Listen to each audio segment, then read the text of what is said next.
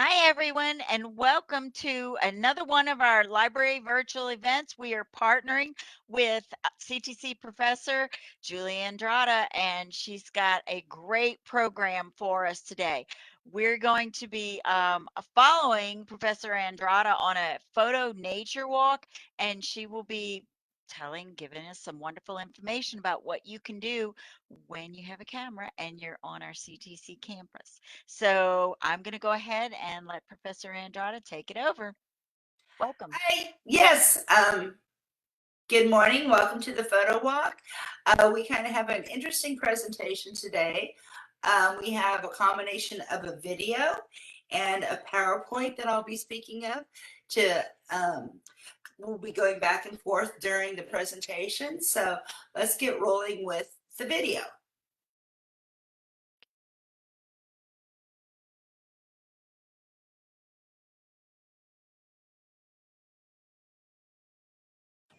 Welcome to the Central Texas campus, Central Texas College campus. My name is Julie Andrada. I'm a visual arts professor here on campus, and I teach the photography 1 and 2 classes along with art history and art appreciation. Today we're going to do a tour of the campus and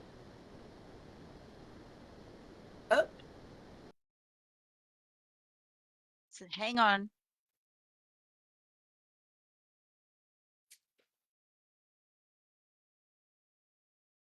Okay. Just wanted to make sure. tips on how to photograph. First off, I'd like to start with this hallway.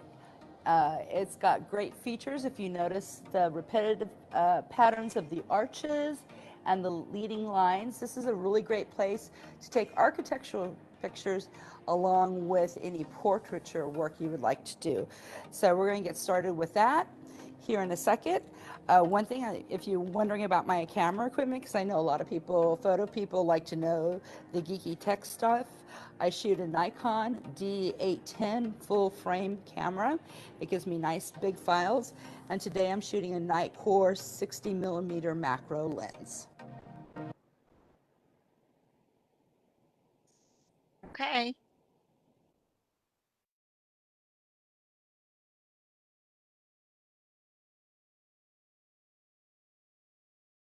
Okay, so we are, like I said, we are going back and forth between the video that we made and some more information. I talk a little bit about my camera. It is a Nikon D810 full frame. These are my camera settings, just for those of you who are interested. I shoot what's called a raw format file. It is similar, think of if you're familiar with analog or film, shooting film is considered like a negative. When I'm capturing images, I want to get as much information as possible to have large files, so down the road I can actually have prints made, like a photograph, like an actual physical photograph, not just something that I put out on Instagram or the website or Facebook. I like to print my files and make photographs. I also shoot at a low ISO, say 100 to 200. The reason I do that is because of image quality. I can actually go up much higher on my camera because it is a full frame camera. Most people, the consumer, that even some of the higher end consumer cameras shoot a crop sensor. And you need to be careful with that ISO setting. I also shoot on manual, and my camera has all sorts of fancy bells and whistles on it, which occasionally I do use, but I particularly like to shoot on manual because I want to control my apertures and shutter speeds, and we'll get into that a little bit later. But it is important for me because I can make creative decisions. Now, I do shoot on aperture priority, which means I set what my aperture opening is going to be, and my camera figures out the shutter speed and the ISO, and I use that for a lot of my my macro, photography. And I do use a shutter speed priority if I know that I'm going to be photographing a lot of action. Perhaps I'm photographing a live concert, something along that nature, or it's just easier for me to have my shutter speed set, and the aperture and the ISO the camera will figure out for me. I also don't put any of the enhancements. I have no enhancements. Some cameras will have portrait setting or landscapes or, black and white or any of that. I don't do that. I want my files uh, with as much information as possible, and I want to make those those editing decisions after I um, capture my image. And I also use the Adobe RGB 1998 color space because that is giving me, once again, going back to information. I'm collecting information for my image. And if you shoot something like sRGB color space, that is more for the internet and smaller files. So that's just kind of elaborating more on my camera settings. I also have a couple images getting some of my architecture work so you can see some of what I do. This is Fuzzy Was He. This is a pet grooming uh, establishment out over in the Taylor, Texas area, which I drove past it a couple weeks ago. It's still there. I guess Fuzzy was still he. And I love, one thing I love about this image, I have the primary, the colors, the blues, the reds, the greens. And I personally love photographing kind of these older architectural structures um, that to me have a lot of personality in them. It almost tells I can make up stories about what I'm looking at. I also love photographing. Here's a nature shot of mine that sunflowers. I always love photographing sunflowers. Typically, when I photograph, I'm photographing later in the day because I'm not a morning person. So when I'm out, best times to photograph outside is early in the morning or later in the day. So I choose later in the day. And I'm always looking for the beautiful Texas skies to have in my images. And I have one more here. Here's another image of in Taylor, Texas. Like I said, I'm always looking for the interesting architectural features to photograph, like we find on the CTC campus. So that is, I have one more, I believe. Nope, I think that's it, Cindy. I'm going to hand it back to you to continue on with. Right.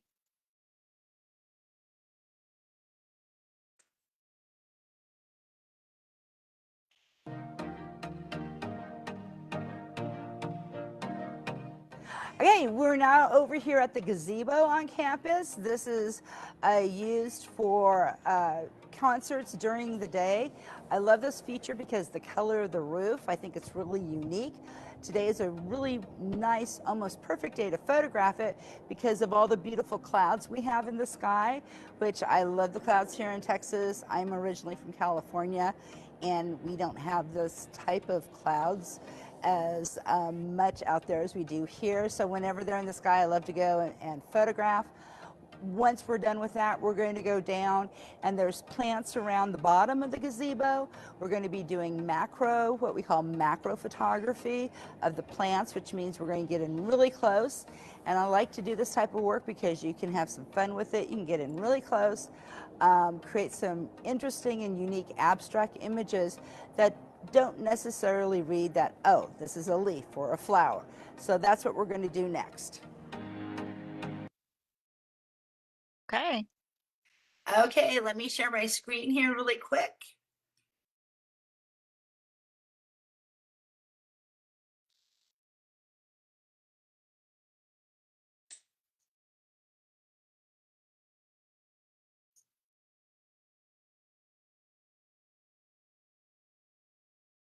Okay, can you all see it there? Okay, getting back to my love of old buildings and architecture. I have some more an old building from over in Taylor. I love exploring. So when I go out and about, I will just drive someplace and I'll go exploring and take my camera. And I forgot to add, a lot of these images that I'm showing today are images that I've captured with a film camera. I still shoot a lot of film. I do shoot obviously digital as well, but I like to mix it up. And here's a building, an old building over in Taylor. You see the repetitive patterns in it. You see the sky reflected up top here. It's really, really a wonderful, wonderful. I love the colors of this image. I also like old industrial areas.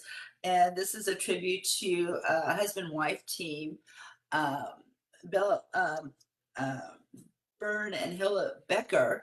They photographed old abandoned industrial sites in Europe. And so this is over in Granger. Here's another view of it. Here's a view. Oh, CTC campus. So you can see the puffy clouds. And one thing I like photographing when it's kind of a high, what we call a high overcast day with these pretty puffy clouds, it makes it easier to shoot during the middle of the day. So the images that we're doing on our photo walk through the video, that was the middle of the day. And like I said in the video, high overcast, we have clouds. And here's another shot that was taking about the same time of day. And here's another view. You're getting that cloud covering in there.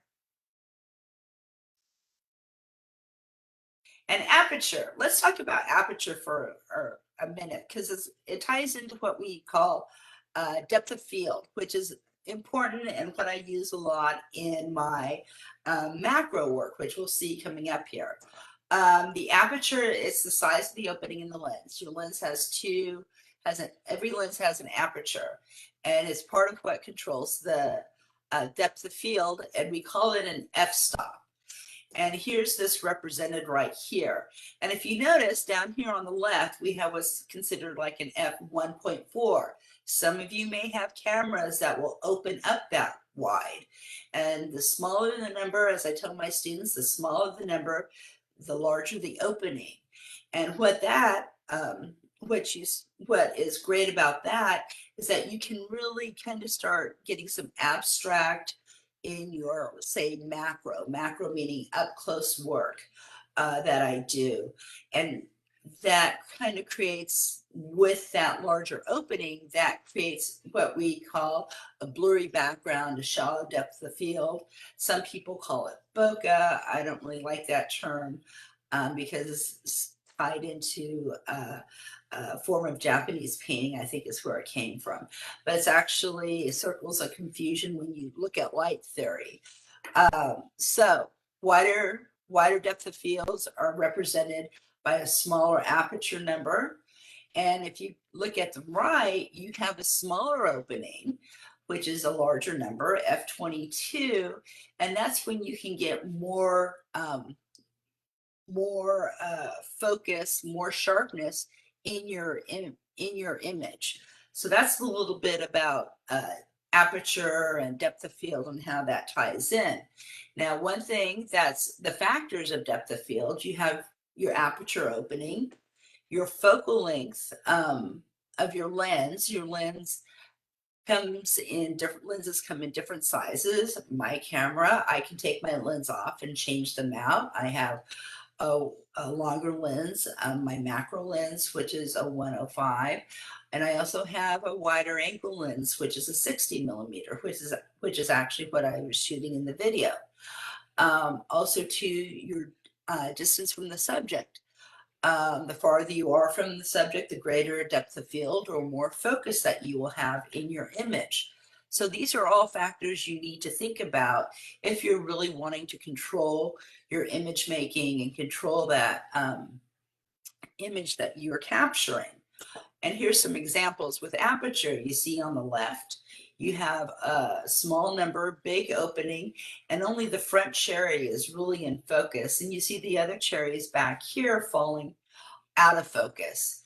when you make the aperture a little smaller to say 8, f8 on your camera, you can see a little bit more in focus of the cherries. And when you stop all the way down to a small aperture like 22, or here we have f32, you start getting a much more clearer vision of what is in your camera frame. So that's kind of represents different aperture uses. And here's one with your different wide angle lens on the left is a 24 millimeter, and then a longer lens, 200 millimeter, which would be a longer lens. It compresses the frame and compresses the background. So you can see right here, same subject, same view, but you have more information that you can read as a viewer with a wide angle lens versus a longer lens. So these are all things as a photographer you can choose to think about and make creative choices. And it's great if you're at a family affair, and it's great you want to run around and snap pictures. That's great. But if you want to kind of take a moment and think about what you want to photograph, what you want to say with your images, then these are some of the tools that you need to be thinking about. And here's one that represents distance. If you look, this is all the same frame, all the same aperture, all the same shutter speed, ISO, but the distance, the physical distance that you are from the subject changes. So you have you have some visuals here that show you how this kind of all comes together to create an image. And here's some of my macro work. So I'm shooting a macro lens, which I can get up close to the flowers. I love to photograph the Texas wildflower season. It was kind of a bust this year. I think it's because we all froze in February. But I love photographing the flowers. They're so vibrant. And this is shot with what I call, it's a macro lens. It's up close. It's a 105 Nikkor lens. And I'm shooting right around an aperture of 2.0. So it's a large aperture, and you can see how the background gets blurry. And this is an effective thing to use, whether you're using it for a portrait or a wildflower. But when you want your subject to stand out, which right here is this wildflower, this is a technique that you can go ahead and make a choice to do. Here's another. We all know the bluebonnet, the flower of the state flower of Texas. And when I'm out shooting, I always like to I look for the different angles. I always look for the angles. I look for something to abstract. I'm always trying to see how I can put a different spin on an image. And then what I've been working on a project is I take these images and I've been putting them on coasters and trivets, and I have a book and different things. And down the road, I would actually like to monetize them and start selling them, because this is my retirement. So I've been doing this. I've been working on this for a while. Here's another image. See the Texas wildflowers? Another view. So just giving it that little pop and really directing the viewer to where I want them to look. Oh, that's the next one. Okay. I am done with this. I'll turn it back over to you, Cynthia.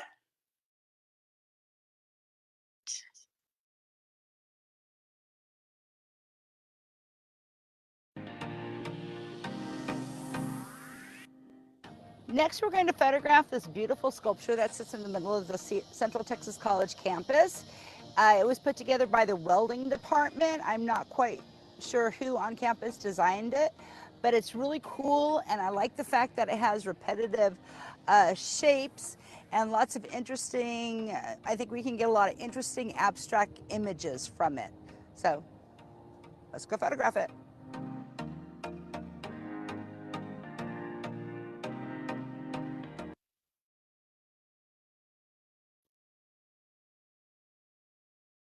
Wasn't this the one you wanted? Yep. Okay.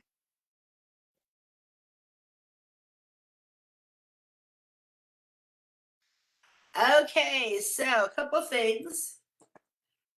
Okay, so we were talking about getting close to things and kind of been touching on composition throughout this. And granted, we all know this is a yard bird, but I used my macro lens. I got close to this bird, and it's a frame within a frame. So you see the barbed wire. We have a repetitiveness to uh, this image with repetitive patterns with the cage being out of focus. But I framed and I framed this bird right like that, so we can tell who is the important, what is the important element of this image, which is that bird's great face. And I'm not familiar with chickens. I know there's different varieties of them, and so I just thought this bird deserved a photograph because he or she was so beautiful and so interesting. And then I have another one. Here's another guy. I mean, look at the framing. Look at this bird's face. The framing, once again, I have a frame within a frame. It's been thrown out of focus to not to distract from this gorgeous yard bird. So I just thought they were absolutely gorgeous birds to photograph when I had the opportunity to do so. So back to you. Wait, yeah. Oh, never mind. Sorry about that.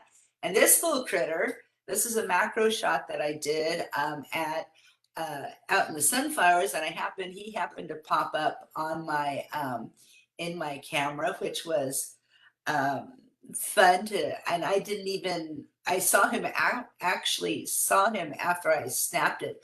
I was looking more for the greens, and at first he was a surprise. He was a happy surprise. This is what we get sometimes in photography. But he's just hanging out there on the sunflower. And once again, a macro shot. Once again, the shallow depth of field that I love to use. He stands out and surprises us there. He or she, I should say. And lastly, here is a sunflower, kind of giving it the hero treatment. I drop down low, shooting up against the sky. And I also love sunflowers. I know bluebonnets are the state flower, but sunflowers are my favorites. I love sunflowers. And once I got into photographing sunflowers, I found that there are all sorts of varieties of sunflowers. So I love photographing them. So now, Cynthia, I'll send it back to you.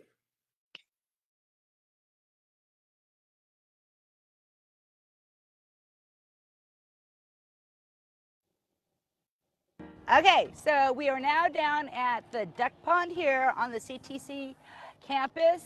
A couple things I'm going to do down here. Obviously, you have the ducks you can photograph. There's some turtles, I believe, floating around.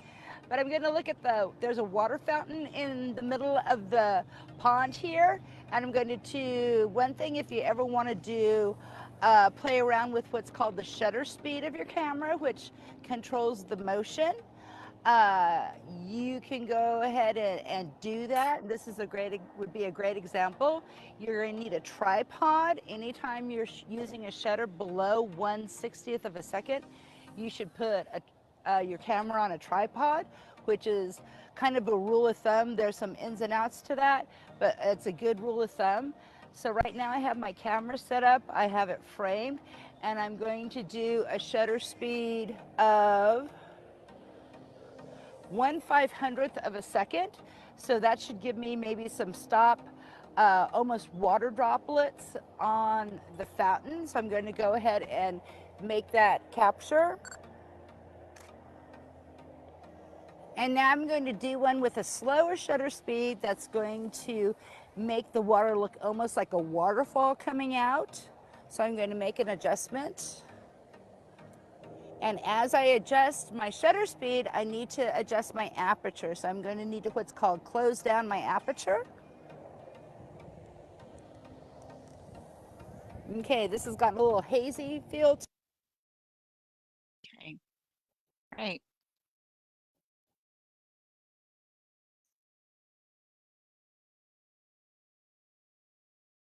Are we ready to share? Yep.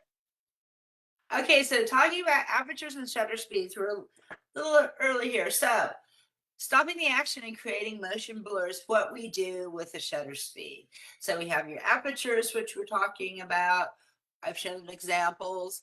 Now the shutter speed, and that's the other thing that I can control with my camera. I'll be honest, I use my aperture as for creating much more than my shutter speed because of the type of work I do.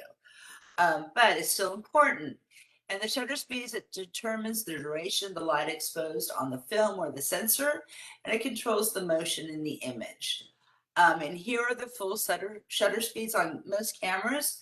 There's also bulb where what's called a bulb setting, which allows the shutter to stay open as long as you want it to. But they usually go from 1 second all the way up to 1/4,000th of a second, if not higher on some of the newer cameras. And here's an example of just a person walking through, and you can see you start getting blur here, blur, blur. It's a little sharper, and she has stopped, and that's just somebody walking. You also have an example, which was what I was trying to demonstrate with the waterfall. There, the water fountain, excuse me, there at the lake, the pond there at CTC campus. A faster shutter speed, you can almost get that water breaking down. And then at a slower shutter speed, you can get this flow of water, which a lot of photographers like to use. So that's a little bit about shutter speeds. Cynthia, I'll send it back to you. Okay.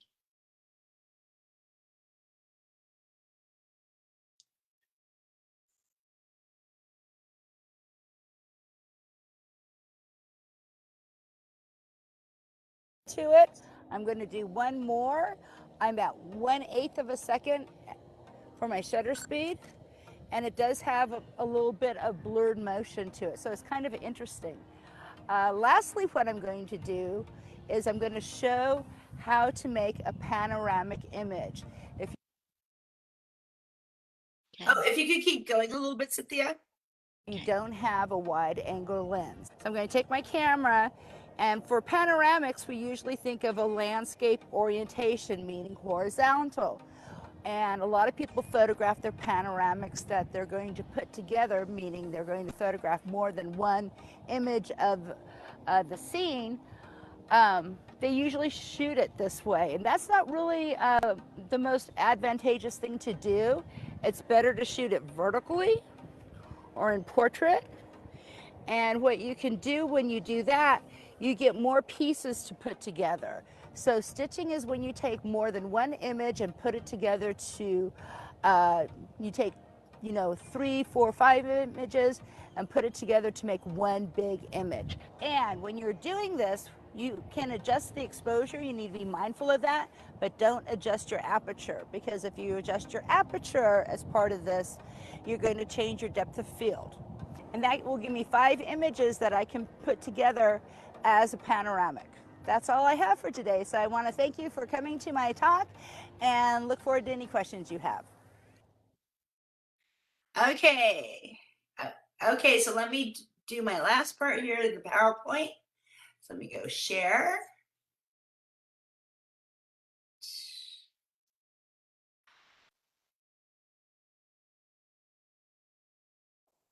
Okay, panorama photos.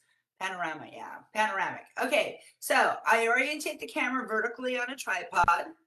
I always overlap the images a little bit, change the shutter speed if needed for exposure. I stitch together, which means I take the image. I have something I want to photograph, but I don't have a wide enough lens for it. So I can take little pieces of that image and what's called stitching them together. And you have to put them together through some sort of a program. And I use Lightroom Classic. I also have used Photoshop. And then I have 2 programs here listed, Huggin and Auto Stitch, which are free programs.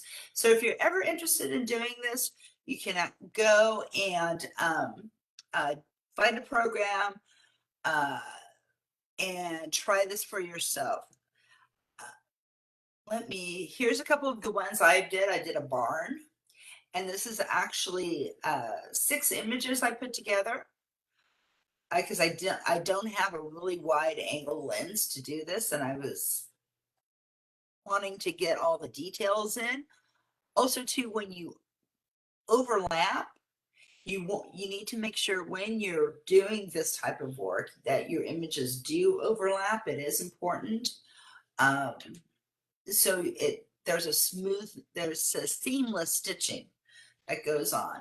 And here's my last image of a cotton field, which I also, other than sunflowers and wildflowers, I love photographing cotton fields. And there's a cotton field that's over here by my house that is starting to get to the point where it's almost fully bloomed. I'm not quite sure the exact terminology of it, but it's been fun to watch it from the planting. I've been photographing it from the planting to the bloom, the flowers, and now they're getting all the white puffy cotton. So that is what I have for today. I'll send it back to you, Cindy. Well, this is amazing. Uh, let's see. Let's unshare. Okay. Where are you? There you are. Yeah, hit your unshare button and we will Oh, stop share.